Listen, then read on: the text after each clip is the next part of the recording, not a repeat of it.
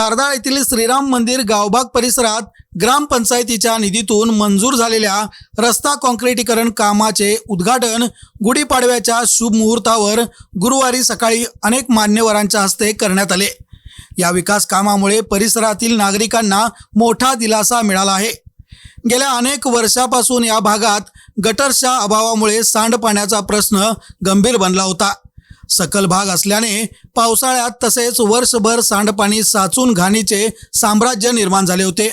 त्यामुळे नागरिकांना आरोग्याच्या विविध समस्यांना सामोरे जावे लागत होते। या पार्श्वभूमीवर ग्रामपंचायतीने पुढाकार घेत गटर्स बांधकाम आणि रस्ता काँक्रिटीकरणाची कामे हाती घेतली होती। सदर कामे पूर्ण झाल्यानंतर परिसरातील सांडपाण्याचा प्रश्न मोठ्या प्रमाणात संपुष्टात येऊन रस्त्याचीही सुधारणा होणार आहे। परिणामी स्थानिक नागरिकांनी समाधान व्यक्त करत ग्रामपंचायत व लोकप्रतिनिधींचे आभार मानले। यावेळी या भागातील नागरिकांनी संबंधित लोकप्रतिनिधींचा सत्कार करून कृतज्ञता व्यक्त केली।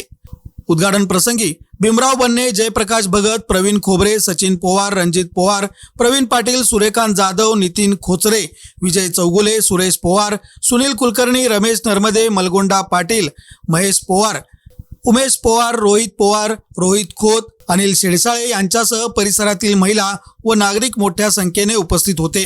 तारदाळ प्रतिनिधी गजानन खोत।